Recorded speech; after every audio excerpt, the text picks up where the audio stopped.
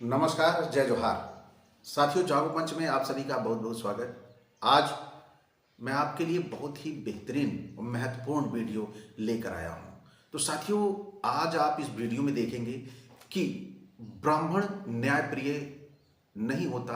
ब्राह्मण यदि अगर सर्वोच्च शिखर पर रहता है तो किस तरह वो हठधर्मिता, जातिवाद या वैमनस्यता या यूं कहें कि वह अपनों को कैसे हत्या करने के बाद भी दंड का प्राविधान न करने का कार्य करता है, यह आज इस वीडियो में आपको स्पष्ट हो जाएगा। तो आज मैं मनुस्मृति से उन अंशों को लेकर आया हूं जो ब्राह्मणों की हठधर्मिता को स्पष्ट करता है। तो साथियों, आज का वीडियो आपके लिए बहुत महत्वपूर्ण होने वाला है कि कैसे एक जज जो हमारे बीच में ब्राह्मण है या ब्राह्मण जात से बिलोंग करता है या संबंध रखता है, वह किस प्रकार ब्राह्मणों को सजा नहीं देगा। आज आपको इस अंश से जो मैं आपको इस वीडियो से जो मैं बताने जा रहा हूं, इसमें आपको स्पष्ट हो जाएगा। तो साथियों, हम चलते हैं मनुस्मृति के उन अंशों पर जो हमें यह बताने का काम करती है कि ब्राह्मण को निश्चित तौर पर वह बहुत ही जातिवादी और जो जिसे बोलेंगे भेदभाव युक्त व्यक्ति होता है, उसके वो न्याय की जो प्रक्रिया है उसके बस की बात नहीं है। अगर वो न्याय की कुर्सी पर बैठता है या वह समाज में निर्णय की स्थिति में रहता है तो निश्चित तौर पर वह अपनों के लिए ही निर्णय करेगा। वह कैसे पता चलेगा, आज हम इस मनुस्मृति नामक पुस्तक से जो अंश लेके आए हैं उससे स्पष्ट हो जाएगा कि मनु ने ये जो पुस्तक लिखी है उसने अपने ब्राह्मणों के लिए, स्वयंभू मनु ने जितना भी लिखा है केवल ब्राह्मणों के हितों के विषय में बेहद ध्यान रखते हुए लिखा गया है कि ब्राह्मण यदि हत्या भी कर दे तो उसे सजा नहीं होनी चाहिए, केवल उसकी सर मुड़ा के घर से देश से बाहर निकाल दो, यही उसके लिए बहुत बड़ी सजा है। तो साथियों, आज इस जातिवादी प्रपंच का भांडाफोड़ करने के लिए मैं कुछ अंशों को लेके आया हूं कि जो इसमें मनु ने अपनी जाति की हठधर्मिता को दिखाया है वह स्पष्ट आप तक पहुंचना चाहिए। तो साथियों, आज हम चलते हैं श्लोक नंबर 123 पे। कौट साक्ष्यम तू कुर्वाणी स्त्री वर्णा धर्मिको निरपा प्रवास ये दंडित्वा ब्राह्मण तू विवासेत।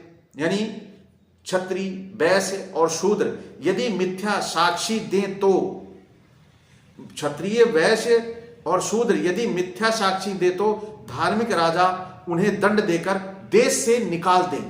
यानी क्षत्रिय, वैश्य, शूद्र मिथ्या साक्षी दें तो क्या राजा को चाहिए कि इन सबको दंड देकर देश से निकाल दें। अब आगे क्या लिख रहे हैं ये मनु महाराज, परंतु ब्राह्मण को बिना दंड दिए ही देश से निकालें। ये दोगलापन क्यों मनु ब्राह्मणों के साथ? क्या ब्राह्मण मोक्ष पैदा हुआ है तो क्या उसके लिए अलग से व्यवस्था की जाएगी? तो साथियों, यह देखने वाली बात है, बड़ी समझने वाली बात है कि कैसे मनु की हठधर्मिता है ये सामने दिखाई देती है। कैसे ये इनकी जाति का बंदा अगर जज की कुर्सी पे बैठा है तो समझ लीजिए न्याय नहीं होगा, अन्याय तय है।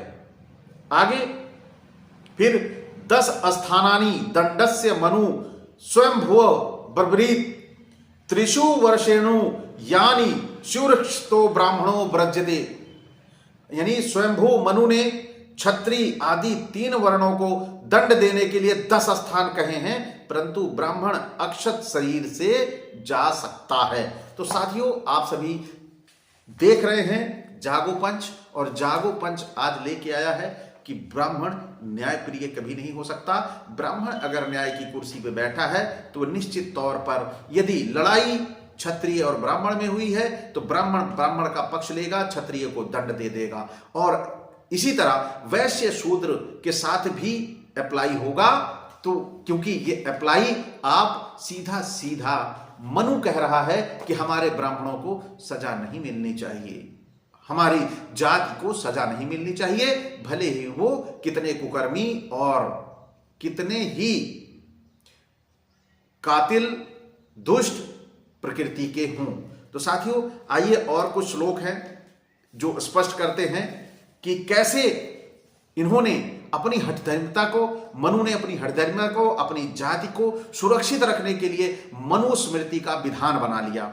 आइए, दिकम त्रिकम चतुष्कम च पंचकम च शतम समम मासस्य वृद्धि गृह दुर्पानी नाम नूपुरवश, यानी ऋण देने वाला वर्ण के क्रम में ब्राह्मण से 2 पण सैकड़ा, 3 पण सैकड़ा क्षत्रिय से, 4 पण सैकड़ा वैश्य से और 5 पण सैकड़ा ब्याज शूद्र से प्रति मास ले। यानी जो कमजोर है, जो तबका कमजोर है, उससे ये ज्यादा क्या लेने के लिए कह रहा है?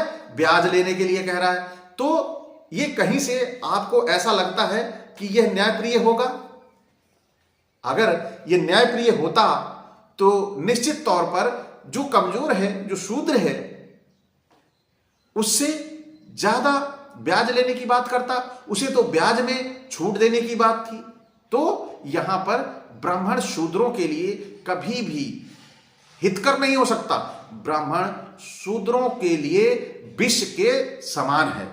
तो आइए चलते हैं, अब यहां पर देखते हैं कि कैसे इन्होंने ब्राह्मण को सर्वोपरि रखा है, अपनी जाति को सर्वोपरि रखा है और अन्य को कैसे नीचे गिराया है, यह देखिए। शतम ब्राह्मण मां करुष्य क्षत्रियो दंडमहित वैश्योर शतम द्वेवा शूद्रस्तु बदमहर्ति, यानी ब्राह्मण को कठोर वचन कहने से क्षत्रिय 100 पण के, वैश्य 150 पण के दंड पाने योग्य होता है और शूद्र वध के योग्य होता है। यानी सबको अर्थदंड दिया गया, लेकिन शूद्र को उसकी जान से हाथ धोना पड़ेगा यदि वो ब्राह्मणों को सर्वोपरि रखने का प्रयास करता है, कोशिश करता है। तो यहां पर शूद्रों के लिए ब्राह्मण कैसे है? नरभक्षी के समान है। तो ब्राह्मणों से सावधान रहने की जरूरत है शूद्रों को, कि यदि वो सत्ता में काबिज होता है या किसी तरह से सत्ता में बैठता है, तो जो ब्राह्मण को कठोर वचन कहेगा उसके लिए, क्षत्रिय और वैश्य के लिए अर्थदंड का प्रावधान है और शूद्रों के लिए जान की हत्या का प्रावधान है। ऐसा मनु लिख रहा है, यानी मनु का सूत्रों से 36 का आंकड़ा है। आइए आगे चलते हैं। आगे भी कुछ श्लोक ऐसे दिए गए हैं जो बड़े ही महत्वपूर्ण और ब्राह्मणों की, मनु की पोल खोल करते हैं। साथियों मैं थोड़ा स्किप कर देता हूं संस्कृत, जिससे थोड़ा ये होगा कि हम वीडियो को कम समय में ज्यादा बना पाएंगे। मुझे लग रहा है काफी समय हो रहा है बनाने में। तो आइए चलते हैं केवल हिंदी के अंशों पर। शूद्र यदि द्विजातियों से कठोर वचन कहे तो उसे जिह्वा छेदन का दंड दिया जाएगा, क्योंकि वह अधम पैर से उत्पन्न है। क्या है? पैर से उत्पन्न है, इसलिए इसकी जिह्वा छेद दिया जाए अगर ये कठोर वचन ब्राह्मण को कह दे। यानी ब्राह्मण ही नहीं, द्विजातियों यानी ब्राह्मण, क्षत्रिय, वैश्य, इन तीनों को कुछ कह दे कठोर वचन तो इसकी जीभ में छेद कर दिया जाए। कितना अमानवीय व्यक्ति था ये मनु, ये आप सभी को स्पष्ट हो रहा होगा। इसे तो यूं कहें कि यह राक्षस तो नहीं कह सकते, क्योंकि राक्षस लोग तो अच्छे थे, जैसा कि इन्होंने इतिहासों में दिखाया गया है कि अच्छी बातों के लिए लड़ाइयां लड़ी हैं उन्होंने। तो लेकिन हम इसे कहेंगे कि कितने बड़े ये उपद्रवी या उत्पाती या आतंकवादी थे, यह स्पष्ट होता है। आइए आगे भी इनका एक श्लोक है, वह भी बड़ा है। कैसे कह रहे हैं ये? नाम और जाति लेकर यदि शूद्र द्रोह से द्विजों की निंदा करे तो जलते हुए 10 अंगुल लोह की सलाखा उसके मुंह में डाली जाए। यानी नाम जाति ग्रहम, यानी नाम और जाति, शूद्र यदि इनका नाम और जाति लेकर यदि शूद्र इनके बारे में कोई निंदा करे तो शूद्र के मुंह में 10 अंगुल लोहे की सलाखा जलजलाती हुई डाल दी जाए। और यही अगर ब्राह्मण क्षत्रिय वैश्य करें शूद्र के लिए तो उन्हें कोई भी सजा का प्रावधान नहीं है, क्योंकि शूद्र लतियाने योग्य है, वह लात यानी पैरों का आदमी है। इनके कहने के अनुसार शूद्र पैरों से ही मानता है और कहीं से मानता नहीं है। अब लोगों को बुरा ये लगेगा कि मैं जातिवादी हूं, मैं ऐसी बातें कहता हूं, मैं ऐसा बोलता हूं, तो भैया ये मैं नहीं बोल रहा हूं, ये ब्राह्मणवादी ये पुस्तक बोल रही है, जो कह रही है कि शूद्रों को जितना लतियाया जाए उतना सही है। अगर ये कठोर वचन ब्राह्मण के लिए बोल दे तो इसके मुंह में सरिया डाल दो गरम गरम घुसेड़ के, क्योंकि शूद्र पैरों से पैदा है।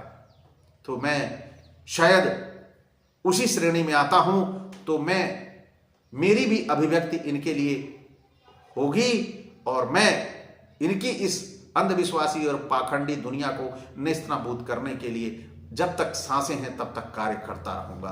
तो साथियों आगे चलते हैं। एक श्लोक और भी है जो बड़ा मजेदार है। शूद्र जिस अंग से द्विजाति को मारे, यानी शूद्र जिस अंग से द्विजाति को मारे, द्विजात कौन? ब्राह्मण क्षत्रिय वैश्य, राजा उसका वही अंग काट ले, यह मनु की आज्ञा है। मनु की आज्ञा, मनु कोई कहीं का राजा वाजा है? मनु कहीं का कोई विधान इस सृष्टि का निर्माण करता है? वह भी तो एक मामूली मानव ब्रह्मा का बेटा है, तो वह विधान लिखेगा हमारे लिए। हमारे लिए विधान वही लिखेगा जहां समानता व भाईचारे का समावेश होगा, जिसे आज भारत का संविधान कहते हैं। जो आगे चलते हैं अंशों पर, जो शूद्र द्विजाति को मारने के लिए हाथ व लकड़ी उठावे तो राजा उसका हाथ काट देवे, और क्रोध कर लात मारने पर उसका पैर काट ले। कितना बड़ा आतंकवादी था ये, कितना बड़ा दुष्ट ब्राह्मण था ये आप सभी को स्पष्ट हो रहा है। तो साथियों आगे भी श्लोक है जो आपको बड़े ही महत्वपूर्ण लगेंगे, क्योंकि मैंने इसे अलग अलग पेजों के संकलन से निकाला हुआ है, अलग अलग भागों में ये है। तो आप सभी उन भागों का आनंद लीजिए और देखिए कैसे ये दुष्ट शातिर बदमाश ब्राह्मण मनु आपके लिए कितने कितने जिसे बोलेंगे नीच शब्दों का इस्तेमाल, या यूं कहें कि कितने खूंखार शब्दों का इस्तेमाल करके आपको सजा का प्राविधान लिखता है। अब आइए, मौंडेयम प्राणियंत को दंडो ब्राह्मणस्य विधीयते इतरेषाम तु वर्णाम दंड प्राणियंत को भवेत, यानी वध ना करके ब्राह्मण के सिर का मुंडन ही करा दें, यानी वध ना करके ब्राह्मण के सिर का मुंडन ही करा दें, यही प्राणांतक दंड है। ब्राह्मण के लिए यही प्राण के अंत का, यानी कि उसकी वध का अंत है, दंड है। और अन्य वर्णों को प्राणांतक दंड हो सकता है। अन्य वर्णों को प्राणांतक यानी अन्य वर्णों को, क्षत्रिय वैश्य शूद्र को उसका प्राण, उसकी जान लेकर उसको सजा दी जा सकती है, दंड दिया जा सकता है, लेकिन ब्राह्मण को उसका सिर का मुंडन कराकर ही उसको दंड दिया जा सकता है। भाई क्यों?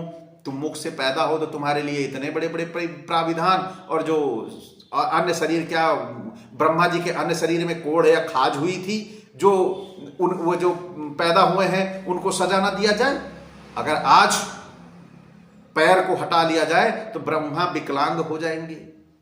तो शूद्र वर्ण को चाहिए कि ब्रह्मा को विकलांग कर दें, अब अपना पैर लेके इनसे अलग हो जाएं, तभी जाके हम शूद्रों का हित है।